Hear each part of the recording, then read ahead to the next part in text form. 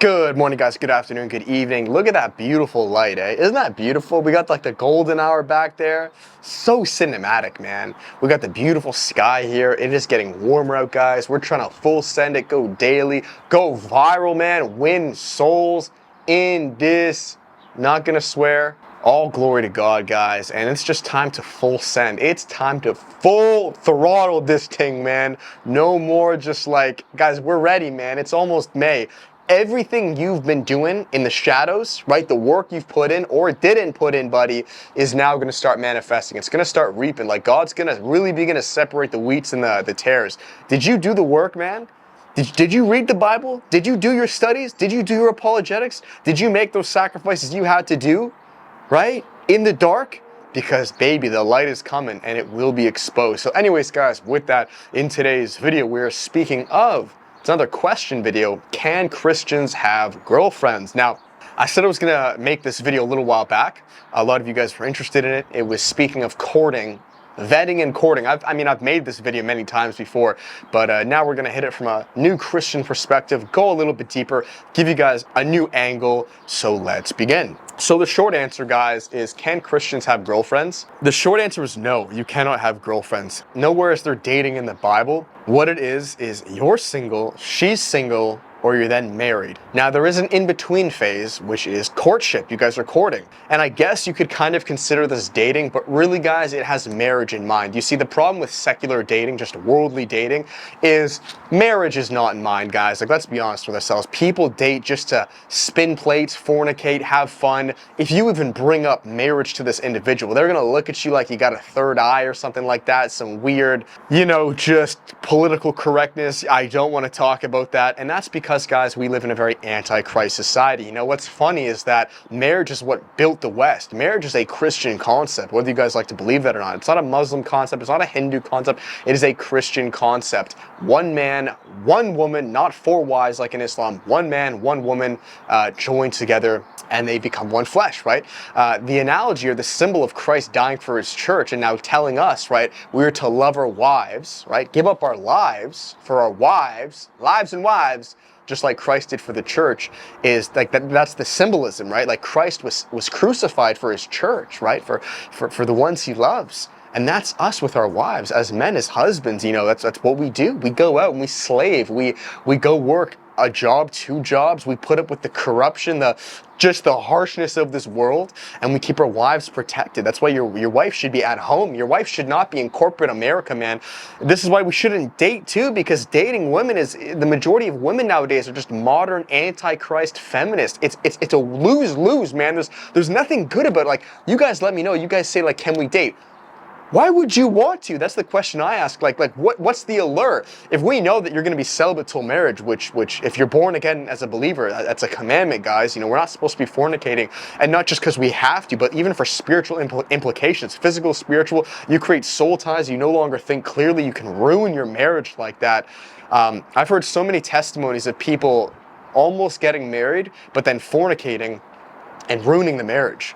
It's not good, guys. It's not good. That's stuff Satan can hop into. That's 1 Peter 5:8. But where I'm going with this is there will be a period in life, like just give you my personal example, right?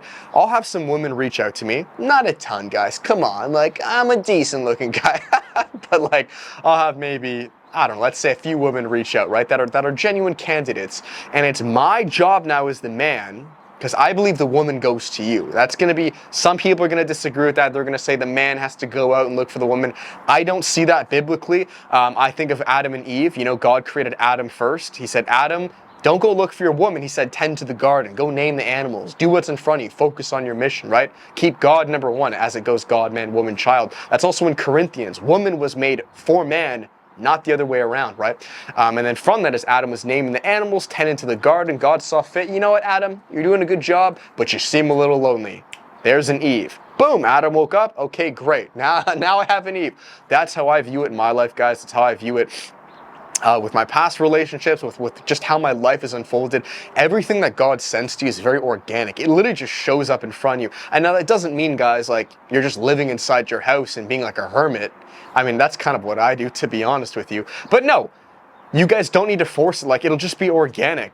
You guys, I really mean it. You don't need to force it. You do not need to use Christian dating apps. You don't need to like make these like ritualistic walks in the park to like look for a woman. It's so beta. That's so effeminate, guys. Like, just focus on your mission. I'm so busy learning the word, growing the businesses, the ministry, working, labor, lifting. I don't have time to look for a woman, but I know, guys, as God sees fit, he'll create me my Eve. And where I was going with it, guys, maybe they'll DM me on Instagram or they'll find my ministry. See, a lot of you guys say, well, how are women going to find me? Well, maybe if you actually got busy and built something with your hands, they'd find you. I have women message me quite often because I have my YouTube channel, I have my ministry, I'm out at universities. Like I'm shaking and baking, man. I'm out there, right? And they see that whether in person or not. And I really now, it's in my court as the man to vet. I believe this, some of you guys may disagree, the man is the one that vets in courts.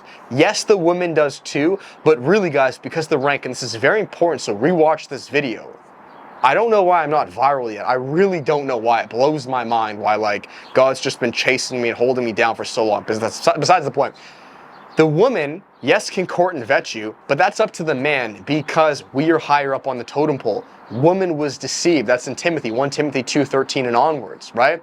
That's why women do not have the authority to teach men, because women were deceived, not the man. Man is higher on the totem pole, meaning I court you. I vet you. I test you. Are you deceived? Are you a feminist? Are you pro-abortion? Are you willing to stay at home, cook, clean? These are things I have to test you, because if we flip it, because I know that I'm following Christ, I'm going to pass all the tests. She's going to say, are you willing to go and evangelize? Done that. Are you going to start the ministry? Done that. Are you going to go, get uncomfortable? Done that. I'm doing it all. And that's not to be arrogant, but that's because that's what we do as men. We're Christ followers, right? Where with women, we really got to test them. And I'm not saying, guys, women cannot be Christ followers. No, of course they can, but that's why we need to test them. So we have to vet them. It's like a filtration process. And that process itself, I would say takes about 8 to 12 months. I know Christian men who got married, and usually speaking, guys, it happens pretty quickly. They got married within the first year or so. And I mean, guys, if you're dating for more than 2 years and you don't know that this is your wife, and you guys aren't constantly talking about it, I would say, get up and run.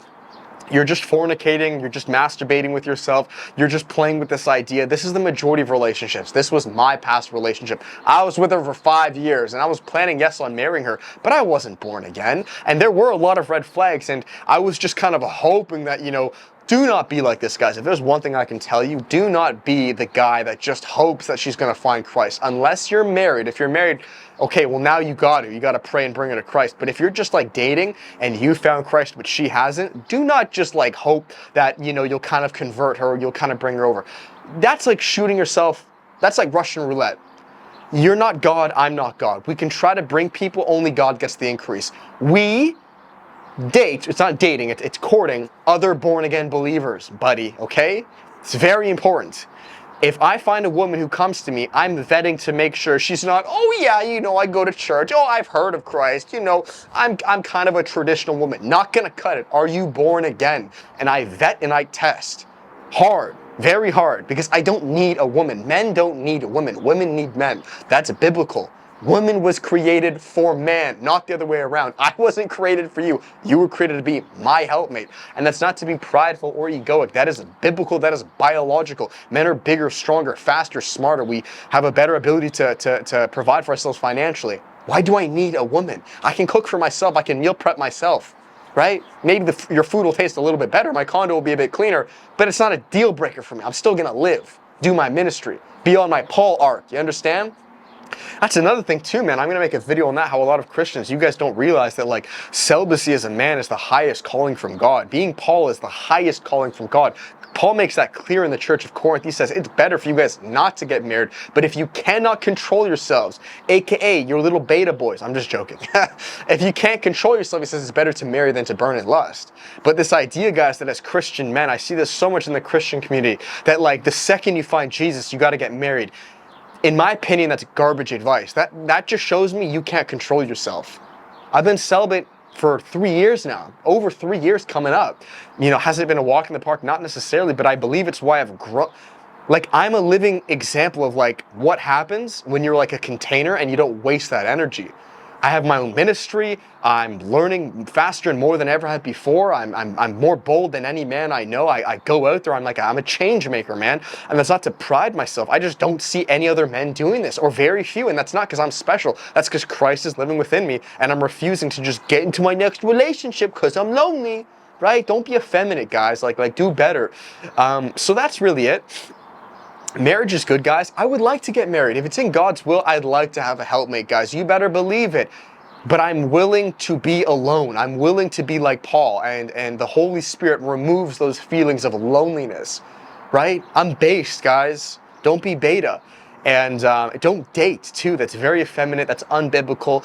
We can court, right? We're not fornicating. We're not having sex outside marriage, guys. You're really, guys, what courting is it's like a business deal. You're just seeing, like, okay, here's what I have. I'm a born-again believer. Here's my mission. Here's my calling. Here's my doctrine, my theology. What do you have? Are we of the same accord?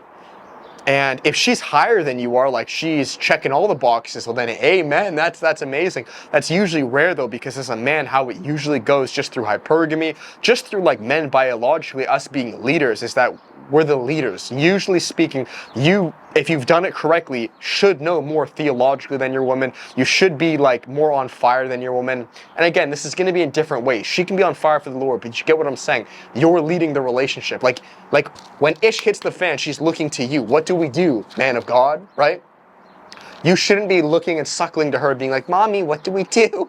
What do we do? The devil's here. What do we do?" That means you failed. You failed in your preparations, which is why I'm saying be on your Paul arc, be on your Paul era, and later on, guys, she'll just pop up. I have full belief in that. That's how my life's worked out, and you don't need to go approach women and do these like effeminate activities like the Red Pill community teaches. It's unbiblical. And it most likely means you just do not have a strong calling from God. So guys, that is it. That's where I finish this. Can Christians date?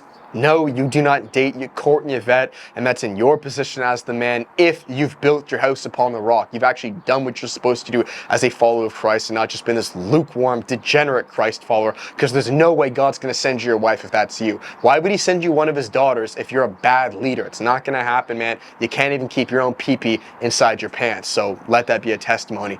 Anyways, guys, that is it. I hope you enjoyed it. If you did, give it a thumbs up, comment, and subscribe. As always, guys, there's one-on-one coaching below if you want to work with me on a personal level at anything of what we talk about in these videos in much more detail, guys. I love speaking with you. I think group coaching will be coming soon, but for now, just one-on-one coaching, and we'll finish it there. God bless. Have an amazing day. Send this to a bro, and I'll see you next video. Till then, much love. Peace.